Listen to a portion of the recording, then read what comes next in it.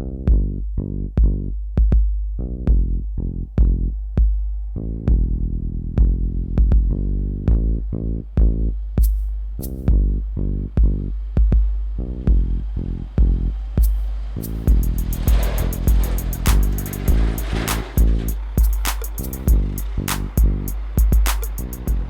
today finally we got the truck done.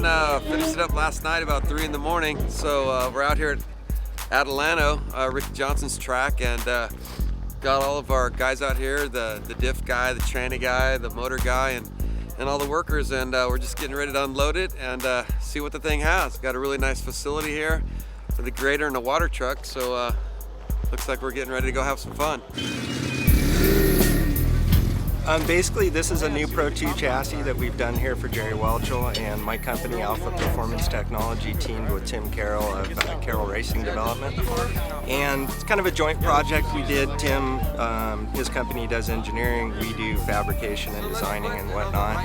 And so we got together with Jerry for the 2008 Core Pro 2 Series. Obviously, he had the championship last year, so we're super stoked, obviously, to have him in one of our cars. The main thing, we really focused on steering geometry. These cars are built as a spec race car, so they do give you a layout of the chassis. It's, I would say, similar to a Winston Cup or Sprint Cup chassis now.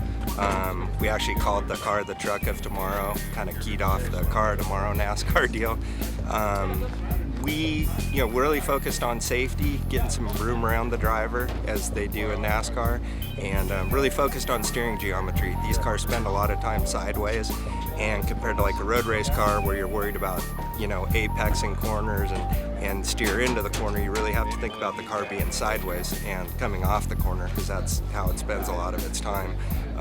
They are off-road cars, so they do have to deal with some bumps and jumps as well. Probably not as critical as a desert car. So it's almost kind of a mixture between maybe like a sprint car, a dirt late model, and a trophy truck. So it's a neat car in that aspect, because it's just something, it's very unique to this sport.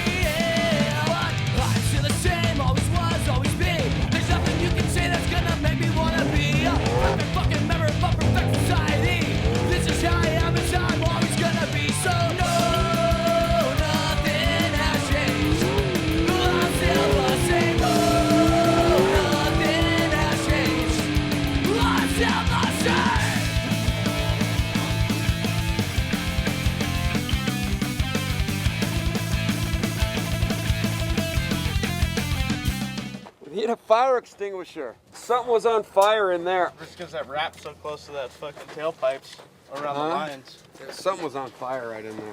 Well, we just had our initial first couple laps, so just warm-up laps, and feels like it's a little bit oversprung, but we have some heat wrap on the mufflers and the muffler tips, and I think it caught on fire. So it stalled coming into this corner. So I just stopped, and when I turned around and looked, there was a little fire back behind me. So we're gonna check that out and maybe lighten up the springs a little bit and come on back out here. But for the initial run, it's feeling like it's gonna be pretty good.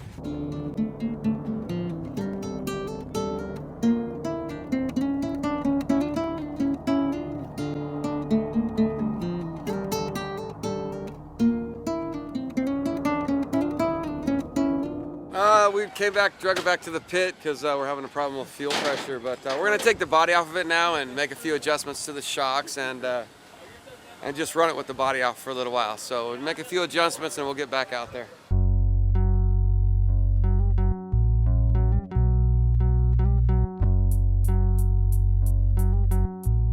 This chassis here is actually our third version that we came up with as far as the chassis package. And we built the first car, not physically, but in the computer. And then from there, we decided we did other things down the line, and then that didn't work out, so we then updated that. And so that way when we have the third version out, it actually launches, and it's actually the primary car. So everybody has the same car from the get-go. Well, we try to optimize a lot of different things where instead of having, we try to make all the items that we put in the car do more than just what it is. Like the fuel cell is actually, the can is integrated to mount itself into the chassis versus having a fuel cell mount. We actually integrated that, so it took about 10 pounds out of the car because we have the mounts part of the fuel cell can.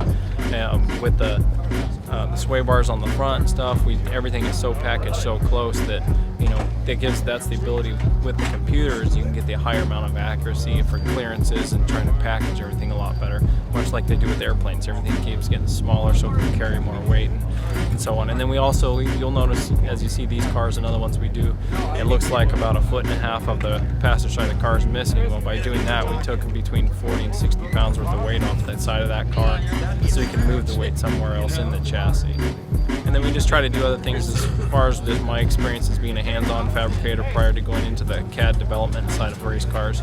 Like, it gives me the ability to know what, as far as working on the cars to make them easy to work on, so when the mechanics get them, they don't have a bunch of headaches when they work on the car. We have a Turbo 400 with a lot of modifications done to the transmission, and we have a new underdrive that we have built for running, doing all the racial changes in the back of the underdrive. That way you can run a taller ring and pinion.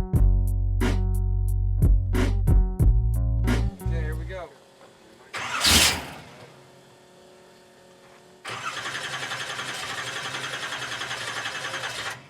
Give it feel before you crank it. Give it about 2 good shots. No, that's enough. Now give it, okay, now.